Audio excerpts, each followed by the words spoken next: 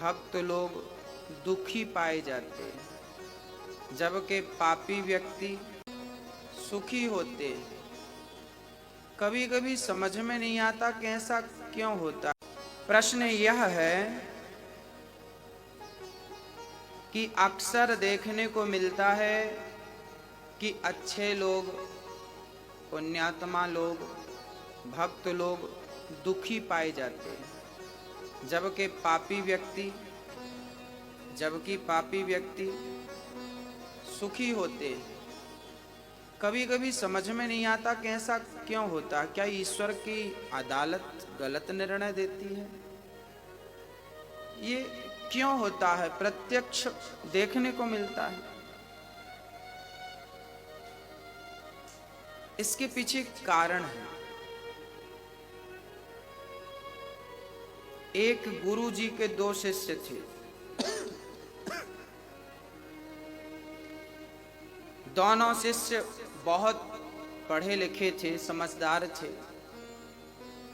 एक शिष्य की आदत जरा गंदी हो गई थी और एक शिष्य तो रोज सत्संग करता था।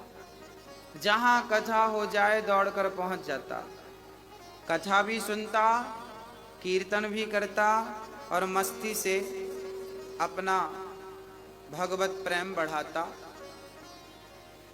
एक तो सत्संग करता और दूसरा शिष्य जो था वो वैश्या के घर जाता था। वैश्या मुजरा करती थी ना, उसे बहुत अच्छा लगता था। जब वो नाचती थी, बहुत सुंदर थी ना वो वैश्या, उसे देखने के लिए लोगों की भीड़ लग जाती थी।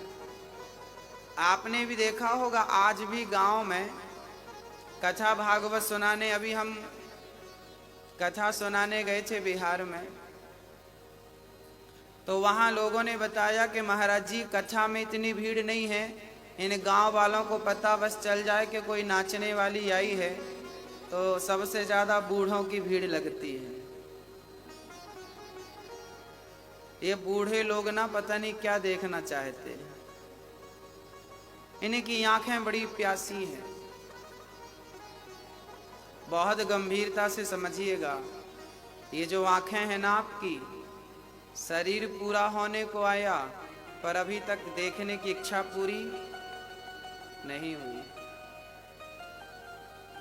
आज भी मुजरा देखने का मन कर रहा है, आज भी नाचने वाली को देखने का मन कर रहा है, आज भी सुंदरता पर मन लट्टू है। एक सुंदर स्त्री गुजर रही थी, किसी ने कहा वाह कितनी सुंदर है। हमने कहा पागल, तू इसकी सुंदरता के पीछे पड़ा है, अभी तूने सुंदरता देखी कहाँ है। जिस दिन मेरे बांके बिहारी की सुंदरता देखेगा ना, पागल हो जाएगा। ये दुनिया हमें तब तक ही अच्छी लगती है जब तक हमें भगवान का स्वाद नहीं मिल जाता, और मिलने की देर है, केवल देर है। एक शिष्य जाता वैश्या का नाच देखता, जबकि दूसरा शिष्य जाता तो वो कथा सुनता। एक दिन वैश्या के घर से लौट रहा था शिष्य, तो सिर्फ रास्ते में सोने से भरी एक पोटली प्राप्त हो गई। रास्ते में सोना मिल गया ढेर सारा। और ये सत्संग करने वाला जब अपने घर गया तो रास्ते में इसके पांव में एक लोहे की कील लग गई, और वो कील ऐसी लगी कि उसके पांव को फाड़ती हुई, हड्डी में चुभती हुई आर पार हो गई पांव में, पंजे में। अब वो लंगड़ाता हुआ गुरु जी के पास गया। गुरु जी, भगवान का न्याय कैसा है?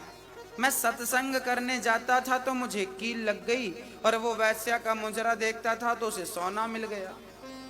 ये भगवान का निर्णय कैसा है? अरे वो गलत काम करता था तो उसे कील लगनी चाहिए थी, उसका नुकसान, पर आपने तो हमारा पांव उड़ा दिया। ये भगवान का निर्णय कैसा है? तब गुरु जी ने कहा, बेटा तुम केवल वर्तमान की देखते हो, तुम केवल वर्तमान की सोचते हो, जबकि ईश्वर भूत और भविष्य को देखकर निर्णय लेता।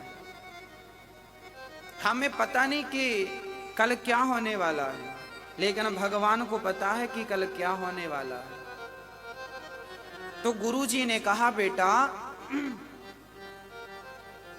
वो जो तुम्हारा मित्र था ना, जिसे सोना मिला, आज के दिन उसे बहुत बड़ा खजाना मिलने वाला था।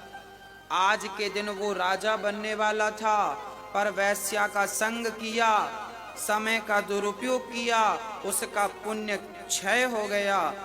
और भगवान ने कहा कि इसे राजा बनना था, क्योंकि पिछले जन्म में इसका पुण्य ज्यादा था, इसे राजा बनना था, पर वैश्या का संग कर करके इसने सारा पुण्य खत्म कर लिया। इतने से सोने से इसे तसल्ली करनी पड़ेगी। और तुम्हें आज के दिन तुम्हें मौत आने वाली थी, आज तुम्हारे जीवन का अंतिम दिन था, पर तुम भगवान की कथा से जुड़े थे, कीर्तन और सत्संग से जुड़े थे, तो भगवान ने आपकी मृत्यु को एक लोहे की कील में तब्दील कर दिया। ये परमात्मा का निर्णय है, जो सब समझ नहीं पाते, सबके बस की बात नहीं है। जीवन में जब दुख आए, जीवन में मैं आपसे बात कर रहा हूं, आपके जीवन में जब कोई भी दुख आए तो समझ लेना कि ये आपकी बहुत बड़ी, आप यदि ईश्वर से जुड़े हैं तो आपका बहुत बड़ा संकट परमात्मा ने छोटा सा करके निकाल दिया। बहुत बड़ा संकट, ईश्वर का धन्यवाद हमें देना चाहिए, ईश्वर का शुक्रिया अदा करना चाहिए। कुछ भी हो सकता है, इसलिए हर व्यक्ति नेगेटिव ना सोचे, पॉजिटिव सोचे, सकारात्मक सोच रखे। जब आप अच्छा सोचते हैं तो आप अच्छे बनते हैं, आप नकारात्मक सोचते हैं आप बुरे बनते हैं।